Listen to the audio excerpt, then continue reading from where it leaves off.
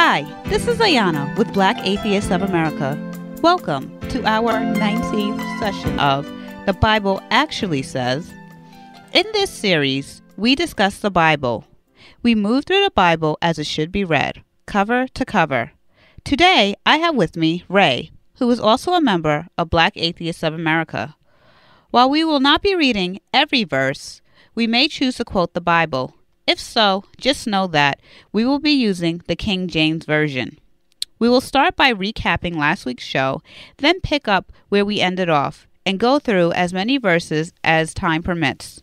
I hope you enjoy the discussion. Please feel free to comment and subscribe. So last episode, Abraham sends his maidservant to solicit a wife for his son Isaac. And the servant goes and does as requested of him and finds Rebecca, who happens to be a distant relative of Isaac. He finds her, brings her back to Isaac, and they get married more or less in chapter 25. In chapter 25, we also learn that Abraham dies, and as does Ishmael, his forgotten son. And Rebecca is pregnant with twins who conveniently are at war with each other. So we're going to pick up today at Genesis 25, Genesis 25, verse 25.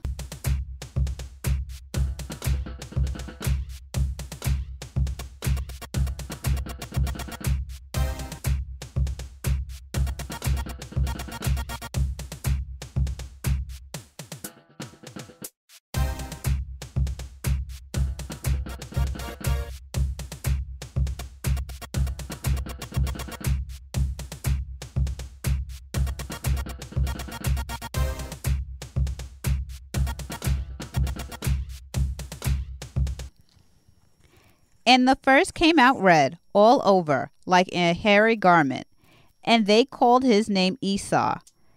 And after that came his brother out, and his hand took hold on Esau's heel, and his name was called Jacob.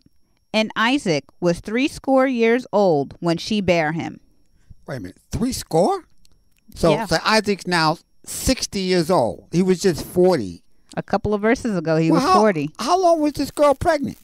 It doesn't really say, but we've definitely gone through 20 years apparently in 5 verses. And the boys grew, and Esau was a cunning hunter, a man of the field, and Jacob was a plain man, dwelling in tents. And Isaac loved Esau, because he did eat of his venison, but Rebekah loved Jacob. And Jacob sowed pottage, and Esau came from the field, and he was faint.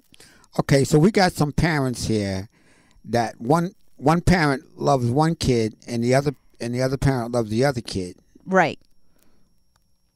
Okay, this family's messed up. It's always been messed up. I can tell you right now. This family's hurting. Okay. And Esau said to Jacob, "Feed me, I pray thee, with that same red pottage, for I am faint." Therefore was his name called Edom. Why was his name called Edom? I don't know, but I don't know who changed the name. I wonder if this name is ever going to appear again in the whole book. I don't know, but this reminds me of the whole thing where God felt like he was doing something important and he extended the name of Abraham. Oh, no, yeah, from Abram to Abraham. Right. Yeah, that seems to be important. Okay, we'll note this. So one of them has a new name, but we don't know which one. We are on Genesis 25:31. And Jacob said, "Sell me this day thy birthright." Man. So he has a birthright because he was born first. Right. Maybe 20 seconds. Oh, wait a minute. Now, if one kid is holding onto the foot of the other kid, then by the time he finishes being born, the other kid is being born at the same time, isn't it? No, but the other kid is already out. I mean, everything his head except is for... out, but his foot isn't out. His whole body isn't out because the kid has his hand wrapped around the other one's foot. So at least some part of his hand has got to be coming out. But he's still second. By the time Esau is fully out, Jacob is partially in. It's still partially in. So at the end of the day, and because of this, he has a birthright, which gets him what? We don't know yet, but Jacob clearly wants it and refuses to feed him unless he sells him this birthright. Genesis 25:32.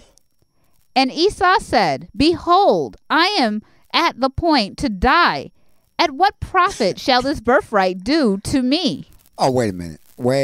This doesn't make. I thought it said he was an experienced hunter. He doesn't know to eat breakfast before he goes hunting. Yeah, but I mean, in his defense, come on, you don't know how long he's been hunting. He could have been out there for maybe he thought it would take. I might not know how long he's been, but he should know.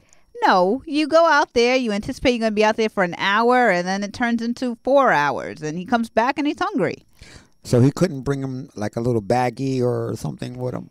You just don't know. Yeah, but he comes back almost dead. I mean, I could understand coming back hungry. All right? Maybe he's being a drama queen. At the end of the day, he's hungry. I mean, he just wants some food. Jacob has food available. And he says, hey, can I have some? And Jacob's like, whoa. No, we can cut a deal. He sounds like, please, I'm dying. He's like, whoa, So tell me why I should care. Is birthright or no birthright? What's more important, birthright or death? Yeah. And Jacob said, swear to me this day. And he sware unto him. And he sold his birthright unto Jacob. Then Jacob gave Esau bread and pottage of lentils. And he did eat and drink, and rose up, and went his way. Thus Esau despised his birthright. Well, I kind of think Esau got the better of the deal. Well, he got his life. I don't know. Well, yeah. I mean, if someone walked up to you and says, hey, sell me your birthright, and I'll give you $20, I would be like, okay, give me $20. It depends on what this birthright provides. So far, nothing. Well, if you look back in Genesis 25, verse 23, it says, And the Lord said unto her, 2 nations are in the womb, and 2 manner of people shall be separated from thy bowels. And the one people shall be stronger than the other people, and the elder shall serve the younger. Okay, but Aesop is the elder, right? Esau is the older, right? Right, so he should be serving Jacob. Correct. Right? Correct. I'm assuming from this language and from Jacob's negotiation here that the stronger is going to be the elder. It didn't say which one was going to be the elder. And this word serve is also ambiguous. I mean, it can be either a positive or a negative thing. We don't know. Or it could be service. Right. It could be the elder would provide like service to the younger, like a butler service or something along those lines. Okay, so basically, we don't have any idea what this thing is saying. No, I mean, it's serve, again, it's pretty ambiguous, but taking it within the context of verse 23 and taking into account the fact that Jacob is bargaining for this birthright, I'm going to assume, so that it makes sense, that he will have a stronger nation with this birthright. How do they get nations? You get nations by the same way that... you go take over. Right. Maybe they just go take over one. The same way Abraham... But they don't have an army. They don't need an army. They have God. Oh, yeah, that's true. And armies pop up. Remember with Abimelech. Oh, yeah, that's true. So we are moving forward to Genesis 26. And there was a famine in the land, beside the first famine that was in the days of Abraham. And Isaac went unto Abimelech, king of the Philistines, unto Gerar. Not the same a bit. This must be a different one. I think this is the same one. It can't be the same one.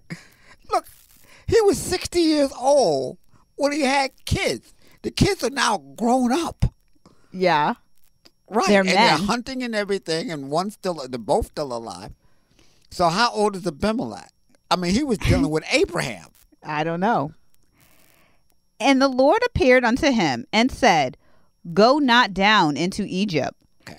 Dwell in the land which I shall tell thee of.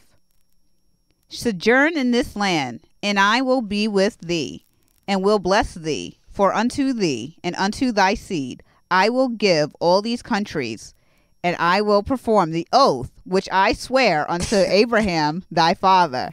Wait a minute. Do these countries exist already? Well, the more interesting thing, I think, is the fact that Isaac can look at his deceased father and say, you never really made good on that bargain. Yeah, that's true. He never did. He never did make it. You know, he's supposed to have all these children like sand. They get sand number of children. And that's stars. That's a lot. Yeah. Stars. That's right, sand and stars. So you gotta add those two together. And he wound up having two. Yeah. God's kind of cheap. Pretty much. Genesis 26, verse 4. And I will make thy seed to multiply as the stars of heaven, and will give unto thy seed all these countries. Here we go again. And in thy seed shall all the nations of the earth be blessed.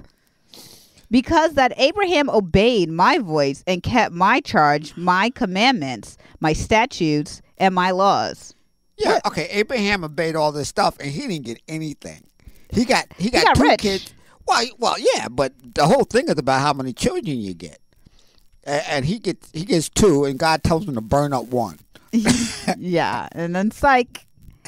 By the way, we sell a wonderful shirt. You should look it up on www.blackatheistofamerica.org. Genesis 26, verse 6. And Isaac dwelt in Gerar. And the men of the place asked him of his wife. And he said, She is my sister. Oh, he didn't. For he feared to say, She is my wife. Lest, said he, the men of the place should kill me for Rebekah, because she was fair to look upon. No, okay. Who is he talking to now? Some people in Abimelech's in Abimelech's crew, or Abimelech himself, I don't know. But his father taught him what he knew. Yeah, but don't you think these people would be wise to this particular act? I don't know. I mean, I feel like they thought it was hashed out, like that it was handled already. You know, he said, look, I fear God. I don't want that guy to destroy my life. So, no, take what you need to take and keep it moving. If what they say is true, there would be no women at all in this town. I mean, there would be there would be women. There'd be no men. Because they would just kill the guy and keep the girl. So we are on chapter 26, verse 8. And it came to pass, when he had been there a long time, that Abimelech, king of the Philistines, looked out at a window and saw, and behold, Isaac was sporting with Rebekah, his wife. And Abimelech called Isaac and said, Behold, of a surety, she is thy wife. And how saidest thou, She is my sister? And Isaac said unto him, Because I said, Lest I die for her. And Abimelech said, What is this thou hast done unto us? One of the people might lightly have leaned with thy wife, and thou shouldest have brought guiltiness upon us. So Abimelech is like, why? If I was Abimelech, I would have said something like, okay, dude, I've heard this whole line before. I don't know. But, I mean, and maybe he's, suffering from old age. Maybe he has dementia. Maybe he doesn't remember Abraham. If I was Abimelech, I would just say, what's it going to cost, fella? What's it going to cost for you and your family to get the hell off my land? So we are on verse 11. And Abimelech charged all his people, saying, He that toucheth this man or his wife shall surely be put to death. Then Isaac sowed in that land, and received in the same years 100-fold, and the Lord blessed him. Again, Abimelech had to, at some point, rebuild his wealth, since Abraham ripped him off. Yeah. And so he rebuilds his wealth, and now Abraham's son is coming back to rip him off again. This is like the Reconstruction, when when black folks were freed and they start building businesses and running for office and things, and then the KKK came and wiped it all out. So we are on Genesis 26:13. And the man waxed great and went forward and grew until he became very great. For he had possessions of flocks and possession of herds and great store of servants, and the Philistines envied him. For all the wells which his father's servants had digged in the days of Abraham his father, the Philistines had stopped them and filled them with earth. And Abimelech said unto Isaac, Go from us, for thou art much mightier than we. He's like, get out of here. Please. Don't let the door hit you. And Isaac departed thence and pitched his tent in the valley of Gerar and dwelt there. So we are on chapter 26, verse 18. And Isaac digged again the wells of water, which they had digged in the days of Abraham his father. For the Philistines had stopped them after the death of Abraham. And he called their names after the names by which his father had called them. So he's basically redoing the work that they were like, oh, finally, this guy is dead. We don't have to do this anymore. So basically what they're saying is that when Abraham finally left, the people were so upset that they went and filled in the wells that he dug. Even though he's gone already. He's gone, but we don't want this dude coming back. So they filled in. So now his son has to come. His son Isaac has to come and redig these wells again because the people filled them in. Right. Genesis 26:19. And Isaac's servants digged in the valley and found there a well of springing water. And the herdmen of Gerar did strive with Isaac's herdmen, saying, The water is ours. Uh-oh. And he called his name of the well Esek, because they strove with him. Okay, so these herdsmen are from Gerar, right? And they're like, you can't just dig around here and think that you own the water. I think they are saying that. I'm not sure. Genesis 26:21. And they digged another well and strove for that also. And he called the name of it Sitnah. So it's almost like he's antagonizing them, maybe? Apparently. So let me get this straight. Now, here's a guy who just kind of like almost overthrew a king, took all his money anyway. So he's like a real powerful guy. Mm-hmm. And then he goes to this place, Gerar. He digs a well. The people say, look, you can't just come around digging on private property, right? And he's like, oh, the hell with you. And he digs another well. And names them. And he names it, right. And I'm giving it a name, And he strove for that one too, it says, huh? Yep. So we are on 26:22 of Genesis. And he removed from thence and digged another well. And for that they strove not. Oh, so they must have gave up. They're tired. And he called the name of it Rehoboth. And he said, For now the Lord hath made room for us, and we shall be fruitful in the land. This is exactly like the Israeli situation, where God has come out and says, this is your land. This strip of Israel is cool. You people belong, because God is a racist. So you people belong here. Well, you learn something new every day. I've learned something very important today.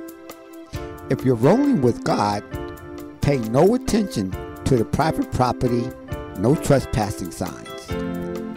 This is Ray, signing off. And this is Ayana with Black Atheists of America. Thank you for listening. Please feel free to comment and subscribe.